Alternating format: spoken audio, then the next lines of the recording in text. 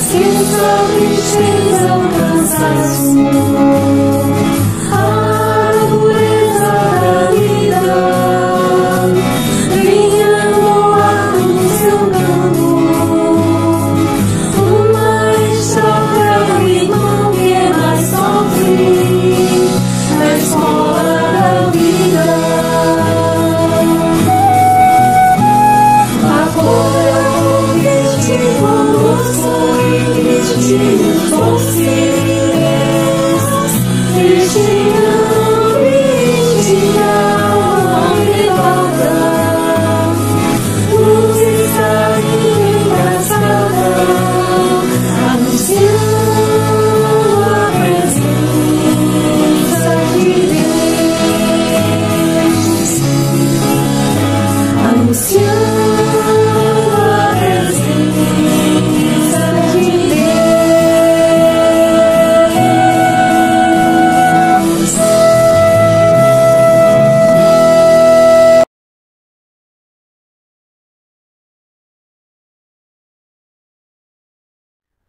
Olá a todos, sejam bem-vindos a mais esse momento da Hora da Prece. Espero que todos possam estar bem, em paz, que esse momento seja um momento de fortalecimento e renovação das nossas esperanças em dias melhores. E para a gente começar bem esse momento, eu vou iniciar fazendo uma prece e aí posteriormente a gente lê uma mensagem de reflexão, tá bom? Então vamos nesse momento a levar o nosso pensamento a Deus, agradecer pela oportunidade, pela vida, pela nossa caminhada, em momentos tão difíceis em que nos encontramos no nosso planeta, que a gente consiga ter o alento, consiga ter a esperança, fortalecer, a nossa esperança, que tudo pode melhorar. Mas que, acima de tudo, essa melhoria ela passa por nós também, e que a gente, com o apoio da espiritualidade amiga, nossos anjos guardiões, que a gente consiga ser essa mudança que é necessária no nosso planeta para que a gente colabore, tanto na sua melhoria física, com relação à questão da saúde, quanto na sua questão moral, principalmente. Então, agradecemos a espiritualidade amiga pela oportunidade e rogamos a Deus, ao Divino Mestre Jesus, governador desse planeta, que possa, junto da espiritualidade que colabora nessa seara do bem, ajudar-nos a ser a mudança desse planeta e ajudar a todos aqueles que passam por momentos de dificuldades nesse momento.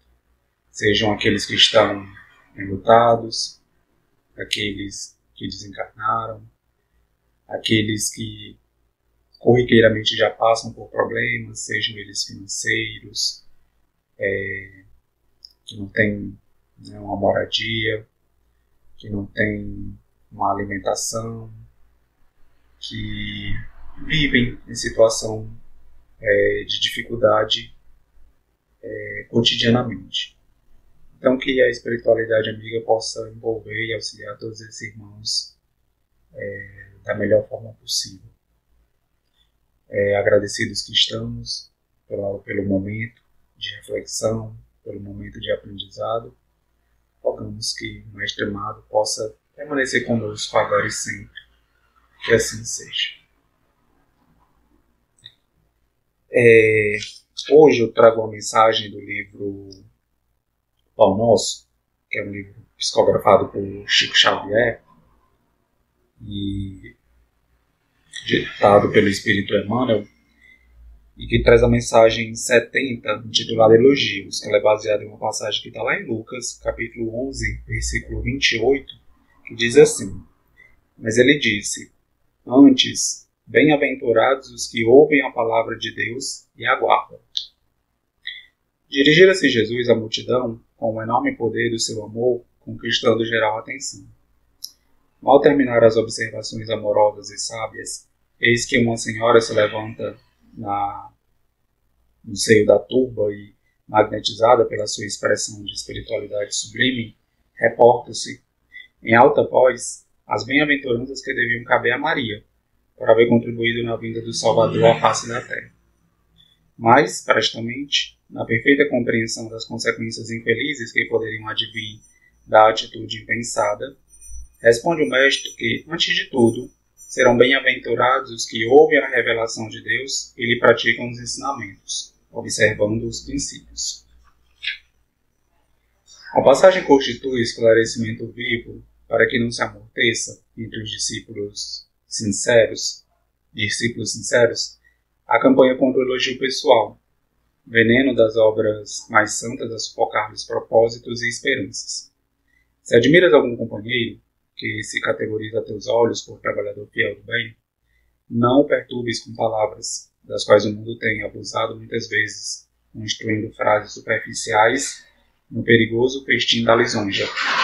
Ajuda-o com boa vontade e entendimento na execução do ministério que lhe compete, sem te esqueceres de que, acima de todas as bem-aventuranças, brilham os divinos dons daqueles que ouvem a palavra do Senhor, colocando em prática. Então, meus irmãos, que a gente possa refletir dentro dessa mensagem que o maior elogio que você pode fazer a uma personalidade que você admira com profunda, você tem profunda admiração, é colocar em prática os ensinamentos que ela professa, né? Então, se a gente tomar Jesus como o nosso exemplo maior, né, e que a gente tem como o nosso guia, né, dentro da doutrina espírita, o maior elogio que a gente pode fazer a Jesus é colocar os seus ensinamentos em prática.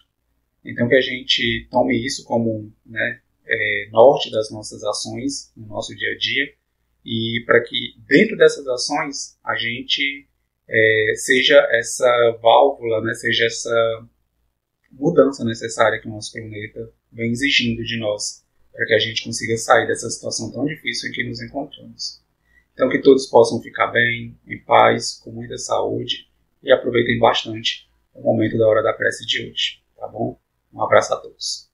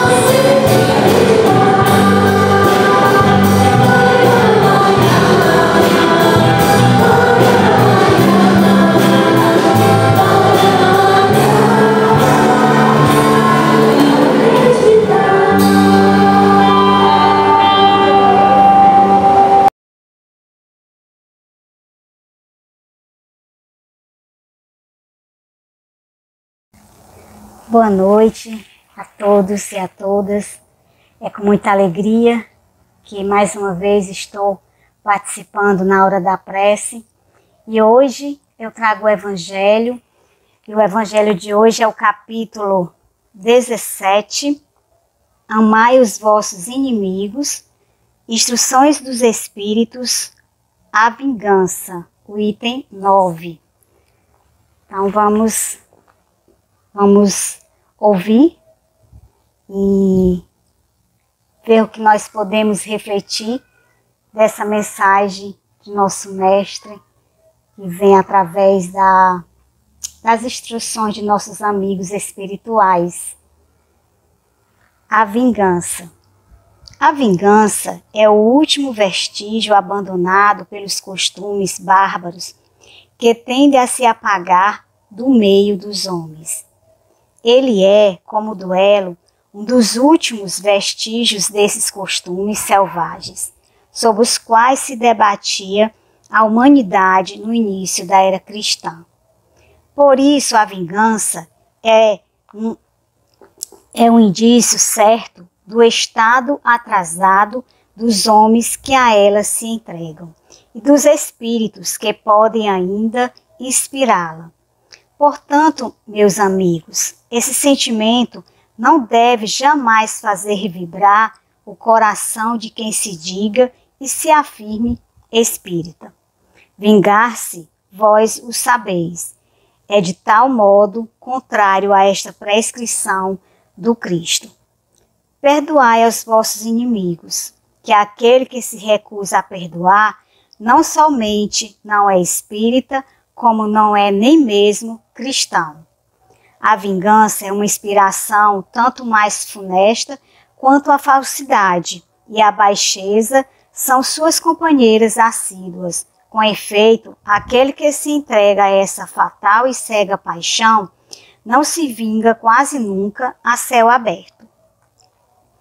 Quando é o mais forte, precipita-se como um animal feroz sobre aquele a quem chama seu inimigo.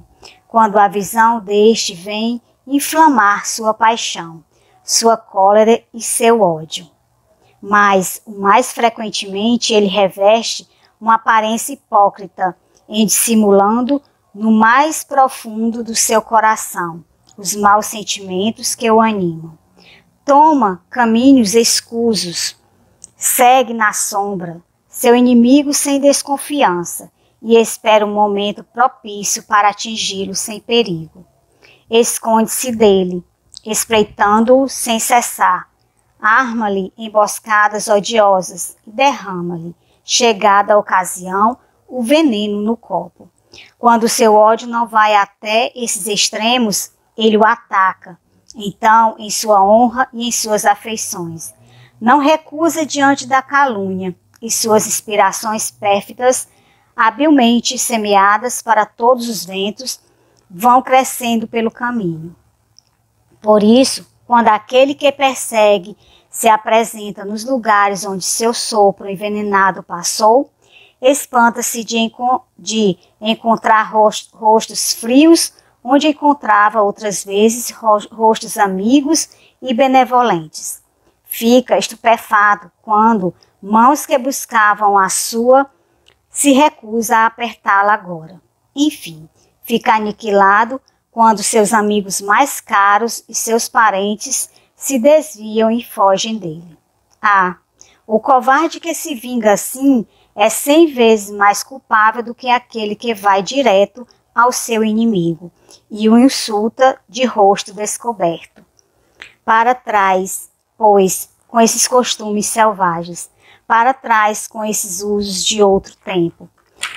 Todo espírita que pretendesse hoje ter ainda o direito de se vingar seria indigno de figurar por mais tempo na falange que tomou por divisa. Fora da caridade não há salvação. Mas não, eu não poderia deter-me em semelhante ideia, de que um membro da grande família espírita possa jamais no futuro ceder ao impulso da vingança. De outro modo, senão para perdoar. Jules Olivier, Paris, 1862. Vamos aqui refletir um pouquinho, né? Através dessa mensagem. Então, eles dizem aqui que a vingança, né, é um último indício ainda da barbárie. E que na época ainda existia como ele fala aqui no início da era cristã, ainda existiam os duelos, né, que eram duas pessoas que iriam se duelar armados, e quem vencesse ali já estava tudo kit, né, vamos dizer assim, estava kits, porque era legal, era considerado um ato legal. E também tinha as testemunhas, né, que presenciavam aquele momento. E isso hoje não existe mais, graças a Deus. Mas ainda existe esses resquícios da barbárie, que é a vingança, que ainda existe nos corações, nossos corações. E quando a gente fala da vingança, né, a gente não tem em mente somente aquela vingança grandiosa. Muitas vezes em nosso dia a dia acontece, né, essas pequenas coisas também que é como um ato vingativo, e aí isso é totalmente contra a lei de Deus.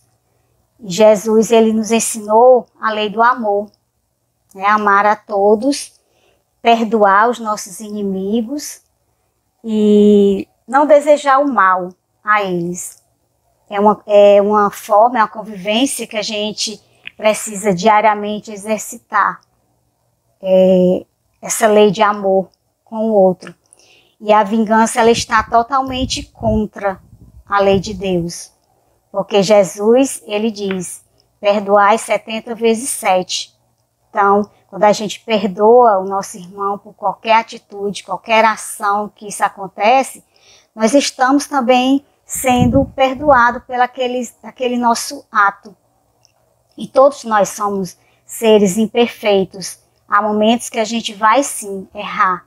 E aí então, da mesma forma que a gente possa perdoar o irmão, né, a gente também saiba, tenha a humildade de pedir o perdão.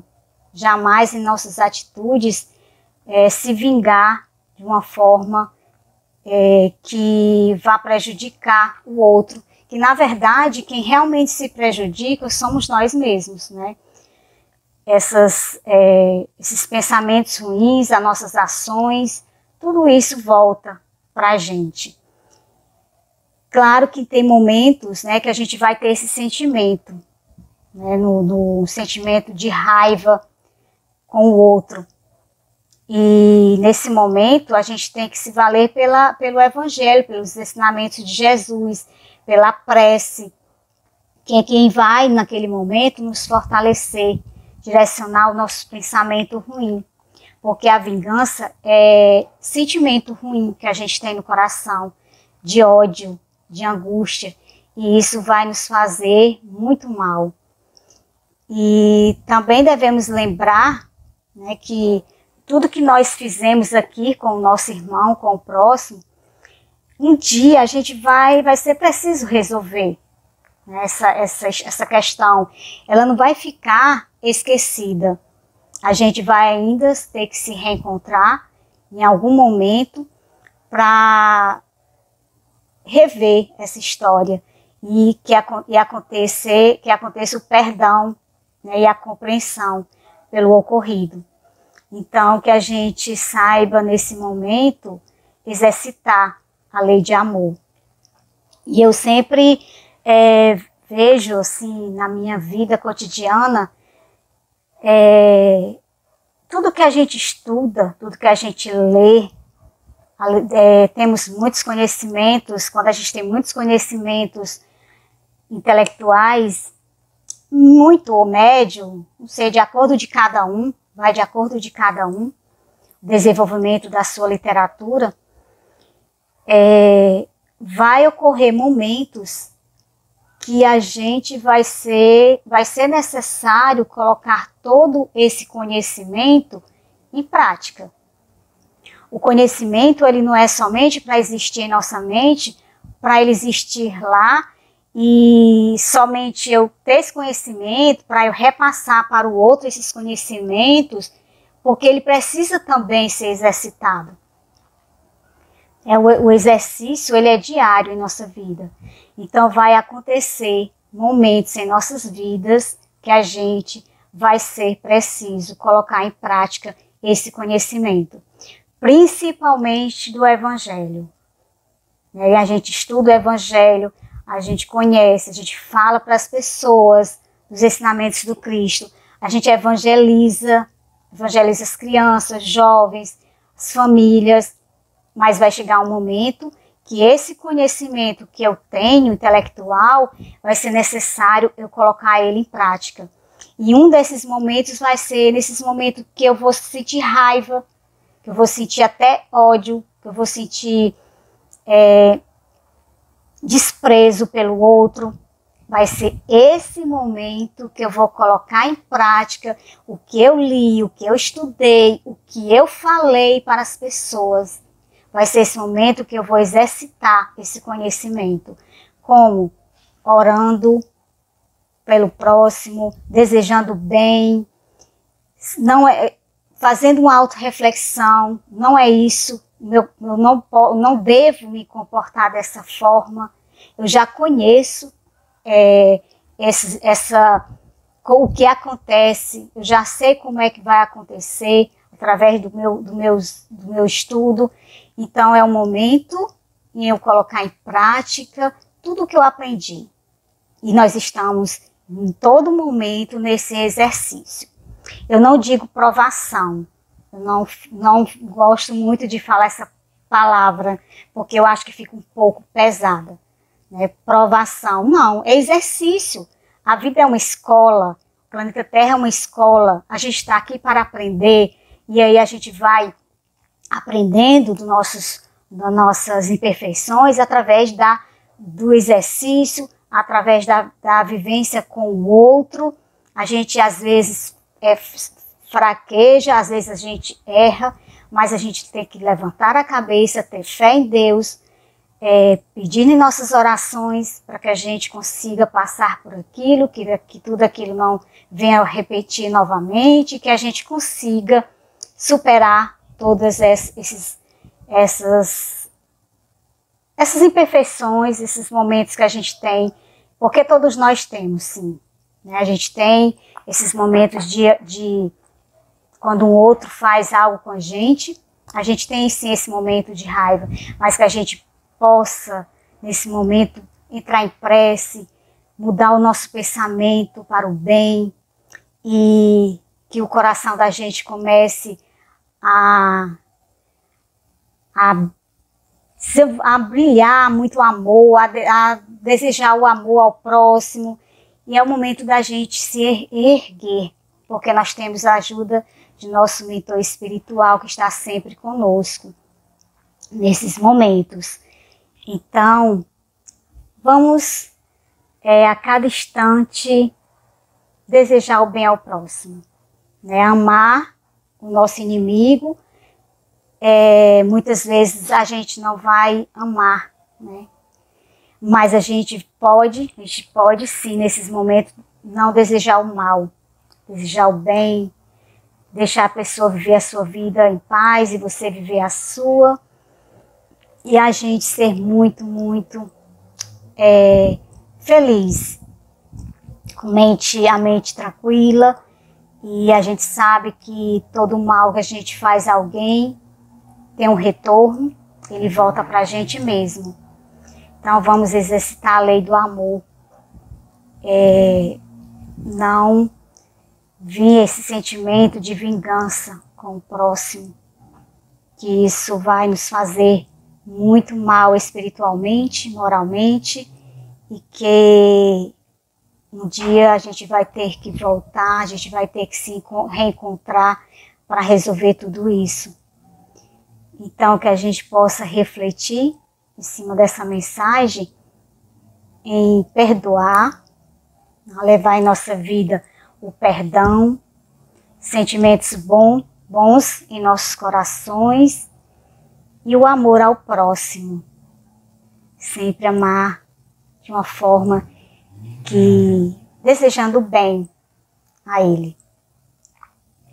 Então que Deus possa permanecer em nossa vida, que todos possam ter uma semana de bênçãos e que a mensagem do Cristo esteja sempre viva, presente em nossos corações, sempre.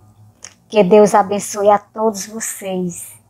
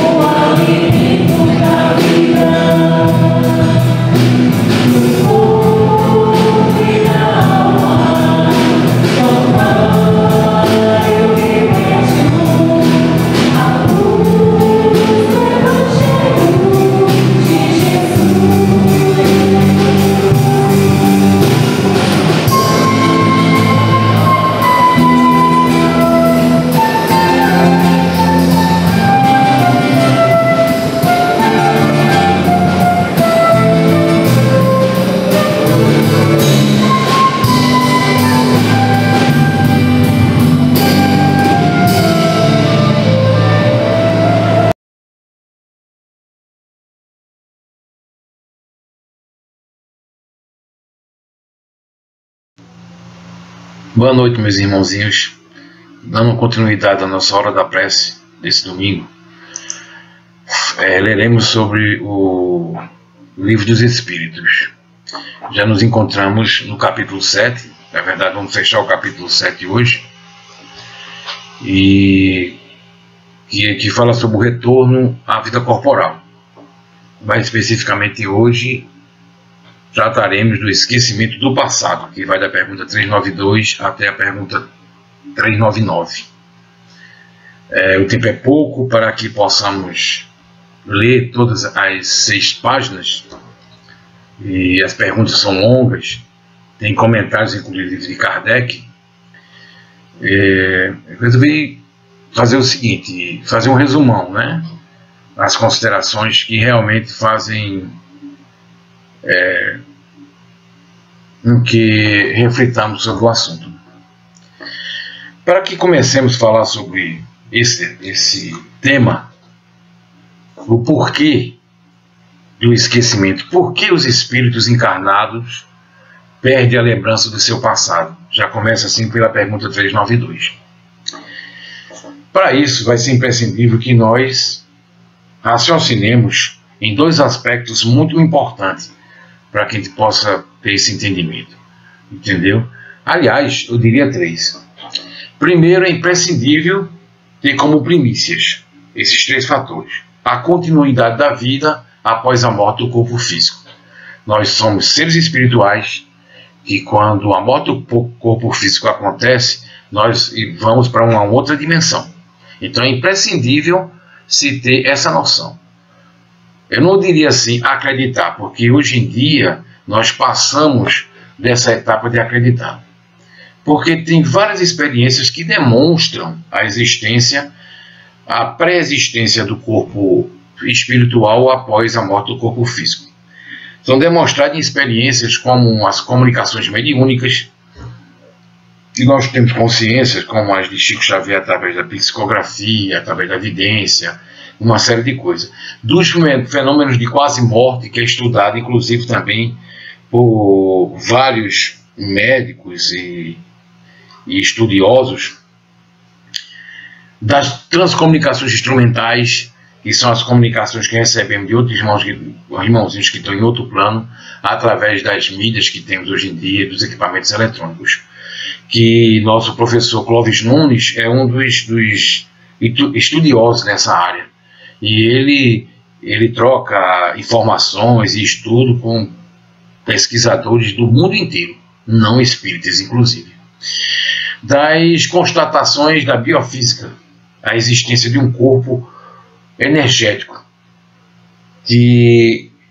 onde está localizada a mente, que ele se sobrepõe à parte física, né? Ele existe além da parte física. Enfim, tem vários estudos na área da biologia, da biofísica, na área experimental, como de equipamentos eletrônicos, que comprovam que existe a continuidade da vida após a morte do corpo físico. Então, não é uma questão apenas de crédito, de crença mais, e sim das pesquisas que mostram para esse lado aí, certo?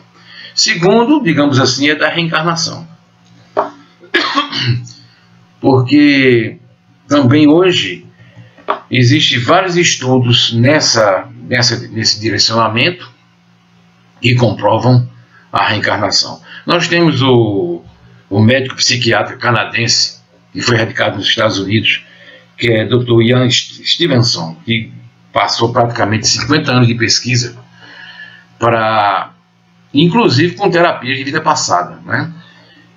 Para poder chegar à conclusão da existência da reencarnação. Ele coloca nesse livro, por exemplo, aqui, 20 casos, entendeu?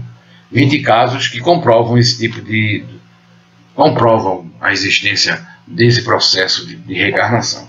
Como também ele coloca casos europeus nesse outro livro. Dr. Ian Stevenson foi um estudioso nessa área que veio a confirmar, através de seus experimentos, a existência da reencarnação. E por fim, poderia pontuar como a terceira coisa, que é a justiça divina, né? O esquecimento faz parte do processo evolutivo, como é a lei divina, natural. Não nos esqueçamos que são leis naturais e que é o melhor para tudo. O esquecimento na hora adequada e que se justifique esse esquecimento, porque Deus é justo. Esquecemos de tudo definitivamente? Não. Passamos por estágios em que é necessário o esquecimento.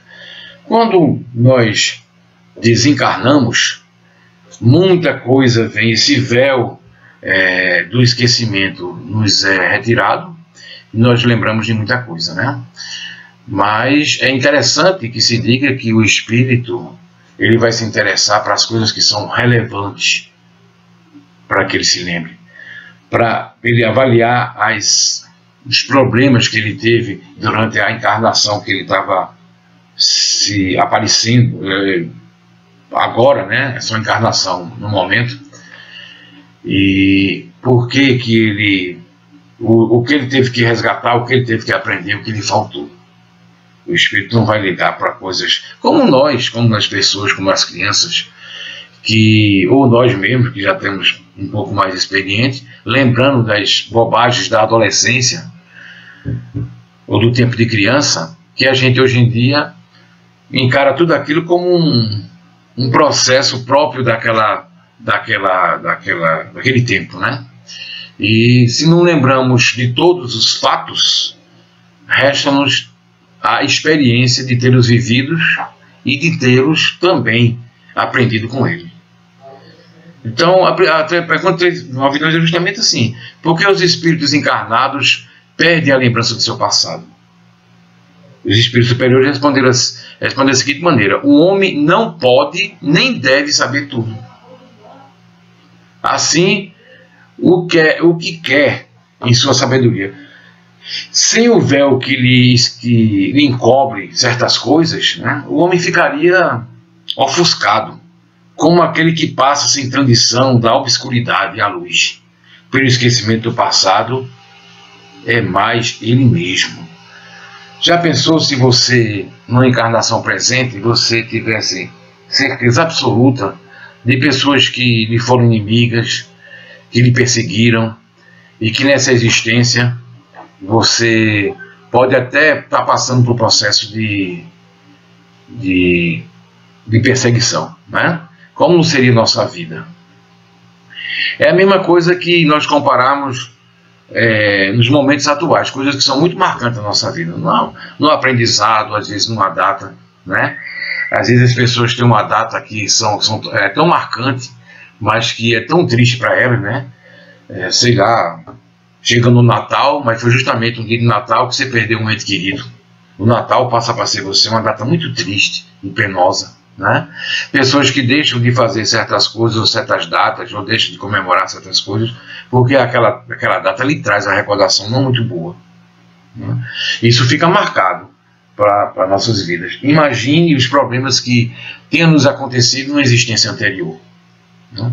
Muitas vezes a existência é essa que você vai ter que, nesse plano atual, nessa encarnação atual, ter que lidar com pessoas que naquela outra encarnação lhe foi muito prejudicial. Que pode ser uma esposa, um marido, um pai, um filho, que você volta nessa vida para resgatar esse compromisso que tem um com os outros. A gente que já participou de algumas mesas mediúnicas já teve histórias fantásticas de como esse processo ele acontece, de voltas de pessoas que reencarnam na família e processo até de obsessão, né? Obsessivos por conta das pessoas que não querem esquecer aquele passado. Já no plano espiritual, não esquece dos problemas que teve aqui fisicamente e persegue esses irmãozinhos que estão naquele momento encarnados. Então são várias as histórias, certo? É claro que à medida que nós estamos num planeta ainda que está passando para o estágio de regeneração, à medida que nós vamos para um estágio muito mais avançado e que o nosso corpo físico é muito mais sutil, etc., essas lembranças são muito mais afloradas, né? Mesmo porque os espíritos, assim estando nesse estágio, estão muito mais adiantados e não vão se prender a certas coisinhas que fizeram dele no passado um motivo de perseguição, de falta de maior entendimento. Estando já em outro entendimento, nosso corpo físico também é muito mais sutil, teremos mais acesso a todas essas lembranças, mas também estamos numa evolução bem maior para que isso seja possível. Então, porque o tempo é muito curto, vou apenas ler a consideração final do mestre de Lyon com relação ao tema. Chegado o tempo marcado pela providência para a sua vida errante, o próprio espírito escolhe as provas a quais irá se submeter para apresentar o seu progresso. Isto é, o gênero da existência que acredita ser mais apropriado para lhe fornecer os meios para essas provas estão sempre em relação com as faltas que deve expiar, e nela triunfar, e elevar-se. Se sucumbir, terá que recomeçar. O espírito goza sempre do seu livre-arbítrio, claro. Em virtude dessa liberdade, no estado de espírito, é que escolhe as provas da vida corporal. E quando encarnam, delibera o que fará ou não, escolhendo entre o bem e o mal. Negar ao homem o livre-arbítrio seria reduzi-lo à condição de uma máquina, que não tinha como decidir alguma coisa. Integrado à vida corporal, o espírito perde momentaneamente a lembrança dessas existências anteriores, como se um véu as ocultasse. No entanto, tem às vezes uma vaga consciência e ela pode mesmo ser-lhe reveladas em certas circunstâncias. Mas isso não acontece senão pela vontade dos espíritos superiores, e que o fazem espontaneamente, com um fim útil e jamais para satisfazer vãs curiosidades, como acontece muito por aí, né? A existência futura não pode ser revelada em nenhum caso, pela razão de que dependem das maneiras de como se cumpre a existência presente, a escolha ulterior do espírito. O esquecimento de faltas cometidas não é um obstáculo à melhoria dos espíritos, porque se ele não possui uma lembrança precisa, o conhecimento dela deve estar no estado errante. Quando no estado errante ele tem esse conhecimento, o deseja de repará-las, guiando-se por intuição, e lhe dá um pensamento de resistir ao mal. Esse pensamento é a voz da consciência, secundada pelos espíritos que os assiste, e se atende às boas inspirações que os sugere. Se o homem não conhecer os próprios atos que cometeu em suas existências anteriores, pode sempre saber de qual gênero de falta é culpado e qual era o seu caráter dominante. Basta estudar a si mesmo e poderá julgar o que foi, não pelo que é, mas por suas tendências atuais, né? As vicissitudes da vida corporal são às vezes uma expiação das faltas passadas e provas para com o futuro. Elas nos purificam e nos elevam, segundo a maneira pela qual sofremos com resignação e sem queixumes. A natureza das vicissitudes e das provas às quais nos submetemos podem também esclarecer-nos sobre o que fomos e o que fizemos.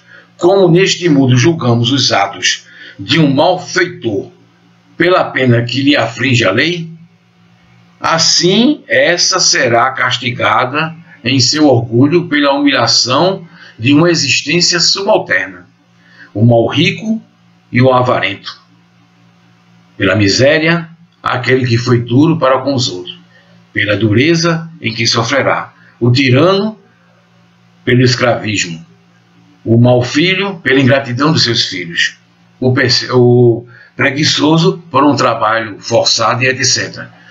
Assim generalizando todo o processo. Portanto, meus irmãozinhos, que a paz do Mestre Jesus esteja sempre conosco, que nós tivemos a natureza, a inteligência de discernir o bem e o mal e trilharmos sempre pelo caminho do bem. Se o véu do esquecimento foi-nos colocado pela providência divina, é porque, com certeza, ele é necessário. Uma boa noite, um beijo no coração de todos.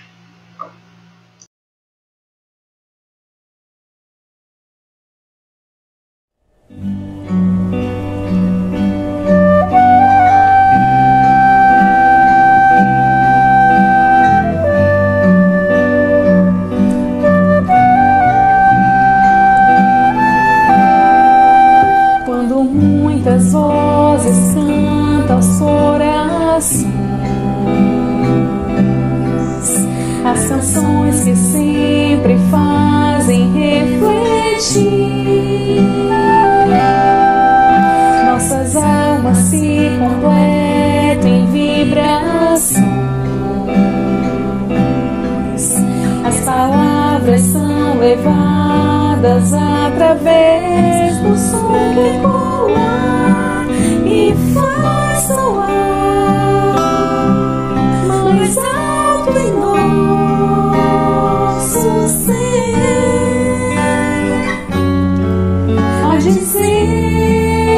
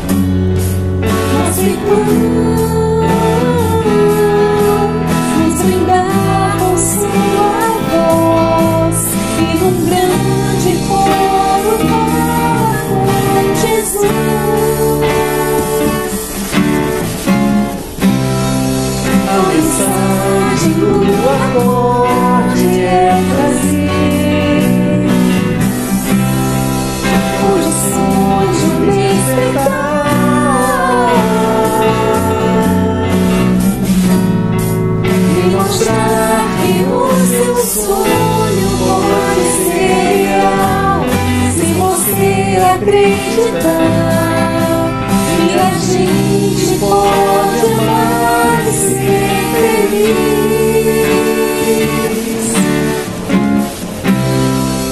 Os acordes que compõem essa canção, nós queremos lhe dizer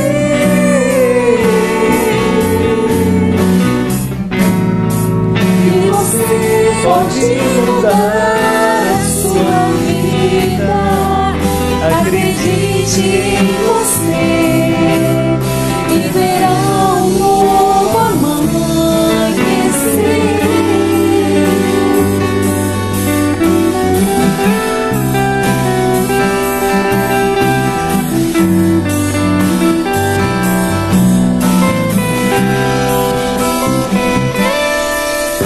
Nossos laços se apertam sempre mais. Cada um doa de si com emoção.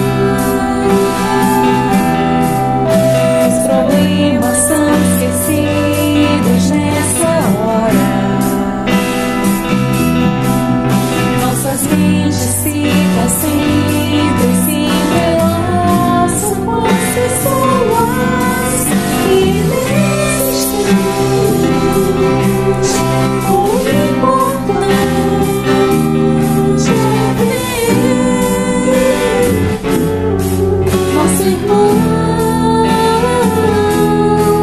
nos brindar com sua voz e num grande coro falar com Jesus.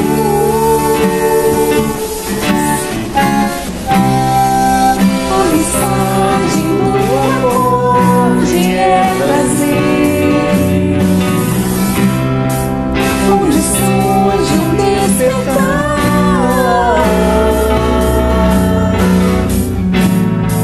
e mostrar que o seu sonho pode ser real se você acreditar que a gente pode amar e ser feliz.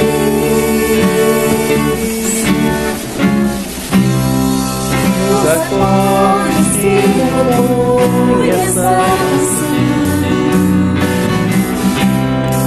nós queremos te dizer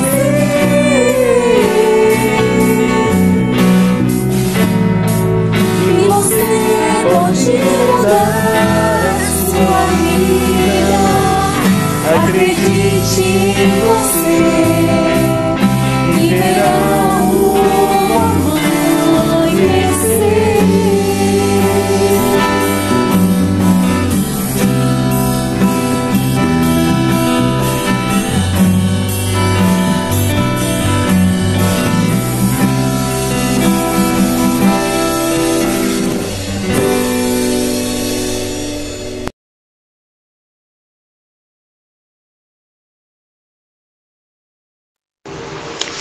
Queridos irmãos, boa noite. Depois desse momento de luzes, com a leitura desse evangelho, com essa explicação, tantas preces, com esse envolvimento com os bons espíritos, nesse ambiente de luz, vamos nos conectar como se estivesse na nossa sala de passe